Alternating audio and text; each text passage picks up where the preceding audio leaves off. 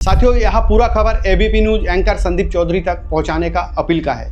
Social media के साथियों से मेरा एक छोटा सा अपील है कि मेरे पीछे देख सकते हैं जो जंगली हाथियों का झुंड है और जो घना जंगल आपको दिख रहा है, यह खाली घना जंगल नहीं बल्कि उन बेजुबां जंगली हाथियों का घर है जो वह हमेशा अपने बच्चों के साथ विचरण करते देखे जाते हैं।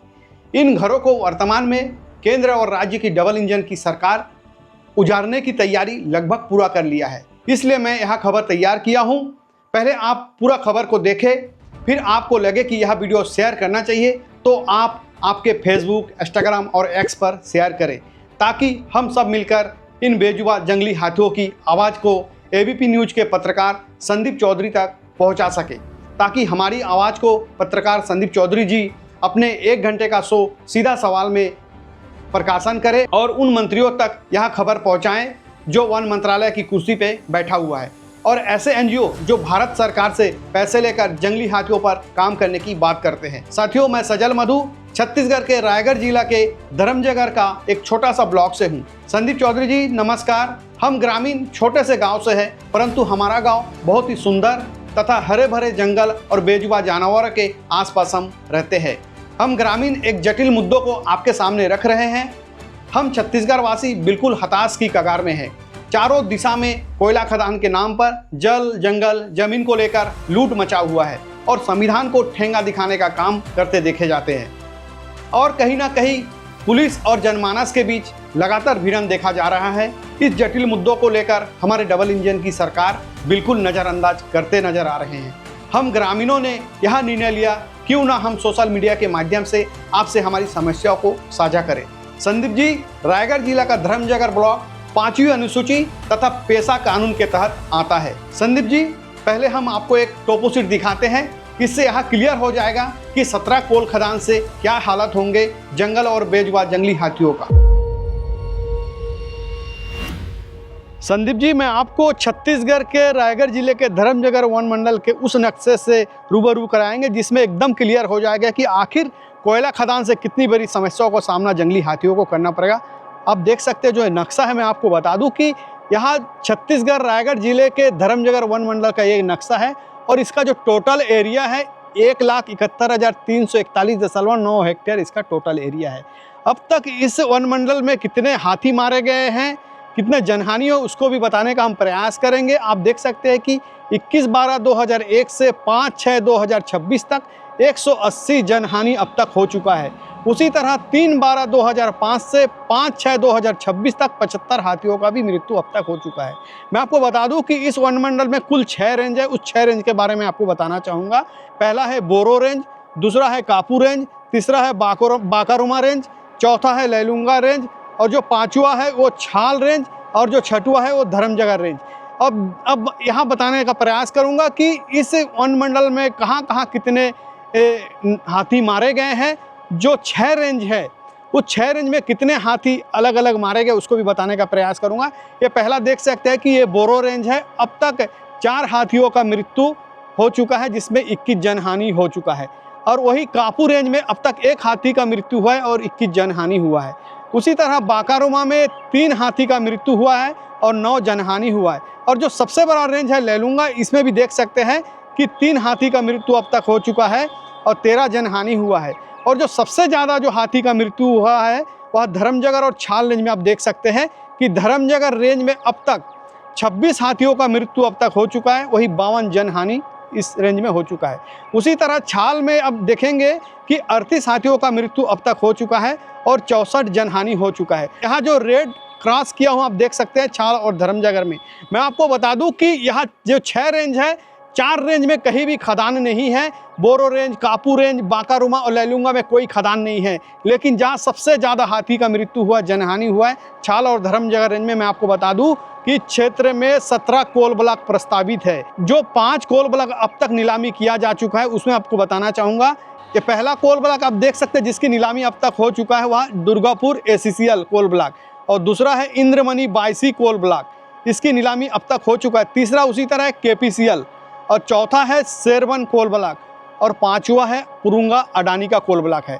और जो 12 कोल ब्लॉक की नीलामी किया जाना है, जो मैंने हल्का सा रेट से चिन्हांकित किया है, Fatehpur east, Fatehpur, west of Baisi, Koylar, Ongna Potiya, Navagaon east, Navagaon west, Ramnagar, Chainpur, Tendumuri और छाल और बोजिया, इस तरह 12 कोल ब्लॉक की नीलामी अब तक किया जाना है। और सबसे बड़ी बात है कि ये जो रेड क्रॉस देख रहे हैं छाल और धर्मजगर में, इसके अंतर्गत कुल 52 ग्राम पंचायत प्रभावित होंगे। आने वाले दिनों में यहाँ खदान अगर खोले जाते हैं तो 52 ग्राम पंचायत को मैंने सूचीबद्ध किया है। आप देख सकते हैं इधर भी मैंने पूरा 52 ग्राम पंचायत को हमने सूचीबद्ध किया है।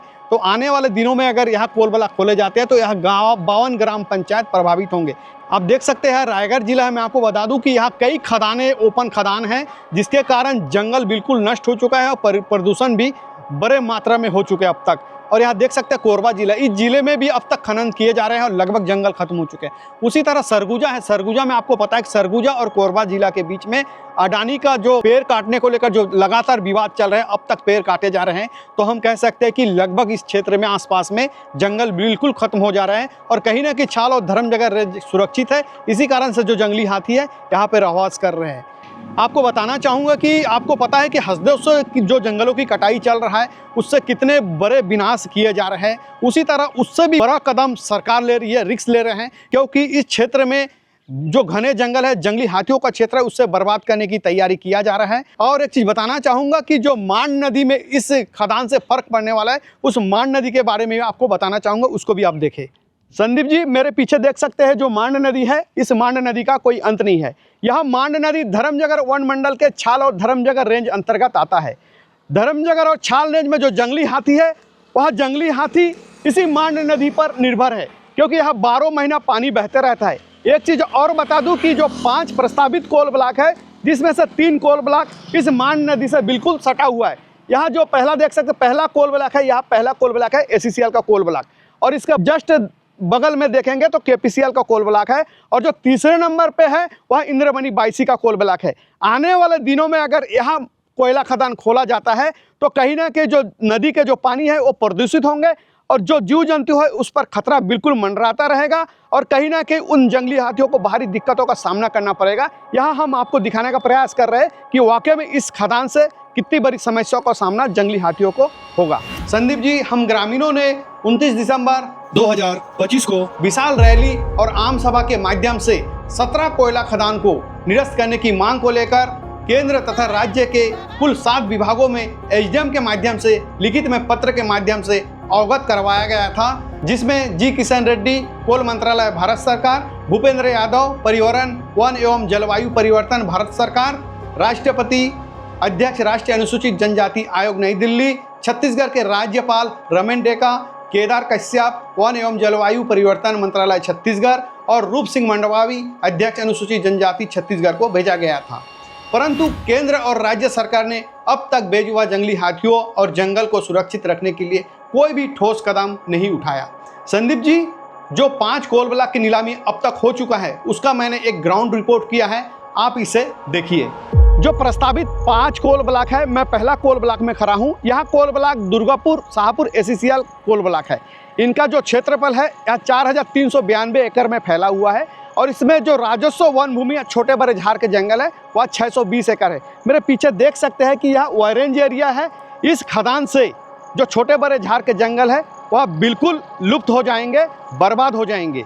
इस वक्त मैं दूसरा कोल ब्लॉक में खड़ा हूं। मैं आपको बता दूं यह coal block Sherwan Neelkanth coal block के नाम से प्रस्तावित है, और जिसका टोटल एरिया है 1354 एकड़ जमीन जो प्रस्तावित है, जिसमें जो वन भूमि है वह लगभग 708 एकड़ वन भूमि है। मेरे पीछे देख सकते हैं यह कक्ष क्रमांक 366 है, और मैं बता दूं कि यह आरक्षित वन है, यह रिजर्व फॉरेस्ट है, और इसका जो टोटल एरिया है यह 437.10 एकड़ टोटल एरिया है। और यहाँ लगातार जंगली हाथियों का विचरण होते रहते हैं। आज भी इस जंगल में 16 हाथियों का दल विचरण कर रहे हैं। आने वाले दिनों में अगर यहाँ कोल ब्लॉक खोले जाते हैं तो यह जंगल बिल्कुल विलुप्त हो जाएगा, और जो जंगली हाथी है वह उनको भारी दिक्कतों का सामना करना पड़ेगा। मैं इस वक्त तीसरा कोल ब्लॉक में खड़ा हूँ। मैं आपको बता दूं कि यह कर्नाटक पावर कारपोरेशन लिमिटेड का प्रस्तावित क्षेत्र है, और इनका जो टोटल एरिया है 3980 एकड़ टोटल एरिया है, जिसमें जो वन भूमि का क्षेत्रफल है वह 1478 एकड़ टोटल एरिया वन भूमि का है। मेरे पीछे जो जंगल देख सकते हैं यहाँ कक्ष क्रमांक 362 है। ऐसे घने जंगल जहाँ लगातार हाथियों का आवाजावा होते हैं, इस कोल ब्लॉक से आने वाले दिनों में यहाँ जंगल विलुप्त होने की कगार अगर होते हैं तो जंगली हाथियों को बहुत सारा दिक्कतों का सामना करना होगा। इस वक्त मैं इंद्रमणि 82 कोल ब्लॉक प्रस्तावित क्षेत्र में हूँ। मैं आपको बता दूं कि जो 82 का जो आबादी क्षेत्र है बिल्कुल उसका जस्ट बगल में यहाँ आदिवासियों का जमीन है और मेरे पीछे देख सकते हैं कि जो घने जंगल है यहाँ इंद्रमणि में जा रहा है और यहाँ चौथा कोल ब्लॉक है। मैं इस वक्त 5वां भूमिगत कोल ब्लॉक के स्थान पे खड़ा हूँ। मैं आपको बता दूं कि यहाँ coal block Messrs Ambuja cement Adani का भूमिगत कोल ब्लॉक के लिए प्रस्तावित है। इसका जो टोटल एरिया है 2147 एकड़ जमीन प्रस्तावित है, जिसमें जो वन भूमि है वह 1534 एकड़ वन भूमि है। और मैं आपको एक चीज़ और बता दूं कि मैं जिस जगह में खड़ा हूँ यहाँ छाल और धर्मजगर परिक्षेत्र का बॉर्डर है और यहाँ हमेशा हाथियों का आवाजावा बना रहता है। मेरे पीछे भी देख सकते हैं कि हाथियों का जो बोर्ड लगा इसमें लिखा हुआ है सावधान रहे, यहाँ हाथियों का गतिविधि लगातार देखा जाता है। और जो अडानी द्वारा जो खनन की प्रक्रिया जो शुरू किया जाएगा, मैं आपको बता दूं कि यहाँ कक्ष क्रमांक 589 है और कोकदार के तहत यह जंगल आता है। मेरे बगल में देख सकते हैं लगभग 10 हेक्टेयर में इनकी जो प्रक्रिया यहाँ से शुरू की जाएगी और इसके जस्ट बगल में है 588 कंपार्टमेंट नंबर 588, जो कि टोटल यहाँ पे जो रिजर्व फॉरेस्ट है वह 719 एकड़ रिजर्व फॉरेस्ट प्रस्तावित है। आने वाले दिनों में अगर इस क्षेत्र में खदान खोले जाते हैं तो कहीं ना कहीं जो जंगली हाथी है, जो ध्वनि प्रदूषण होगा खनन से, ऐसे में जंगली हाथी विचलित हो जाएंगे और आने वाले दिनों में हाथियों के लिए बहुत बड़ा संकट उत्पत्ति होगा। तो मैंने आपको 4 कोल ब्लॉक और दिखाई, ये 5वां कोल ब्लॉक है। तो कहीं ना कहीं जो जंगल नष्ट हो जाएंगे और आने वाले दिनों में जो जंगली हाथी है वह गांव की ओर जाएंगे और कहीं ना कहीं जंगली हाथियों का मृत्यु और जनहानि में वृद्धि देखा जाएगा। इसलिए मैं चाहता हूँ कि जो कोल मंत्रालय भारत सरकार है उनसे अपील करना चाहता हूँ कि इस क्षेत्र में कोल ब्लॉक की प्रक्रिया न किया जाए। संदीप जी, हाथियों को विचलित करने के लिए पहले ही छाल और धर्मजगर रेंज में कई हजार पेड़ काटे जा चुके हैं, जिसमें रेलवे, भारतमाला परियोजना और पावर ग्रिड जैसे परियोजना शामिल है। काटे गए पेड़ों से जंगली हाथियों का जो विचरण क्षेत्र था उसमें भारी बाधा पहुंच रहा है। यहाँ ग्राउंड रिपोर्ट आपके लिए, आप भी देखिए। यहाँ बहुत घने जंगल थे। यहाँ परियोजना भारतमाला राष्ट्रीय राजमार्ग 130A सेक्शन उर्गा से पत्थलगांव की दूरी तय करता है। इसमें अब तक 90.971 हेक्टेयर जमीन का अधिग्रहण किया जा चुका है। सबसे बड़ी बात बता दूं कि इसमें अब तक 21,690 पेड़ काटे गए हैं। तो आप सोच सकते हैं कि जो जंगली हाथी है आजकल इस क्षेत्र में बिल्कुल कम देखा जाता है, क्योंकि उसके आवाजाही का जो रास्ता है वो बिल्कुल बंद हो चुका है। यहाँ मैं उर्गा से धर्मजगर रेल कॉरिडोर, जिसकी लंबाई 62 किलोमीटर है, आपको बता दें कि इस अधिग्रहण में अब तक 97.667 हेक्टेयर वन भूमि का अधिग्रहण किया जा चुका है। इसमें अब तक 29,500 पेड़ काटे जा चुके हैं। अभी हम सीपत से रांची 765 kV के बिल्कुल नीचे है।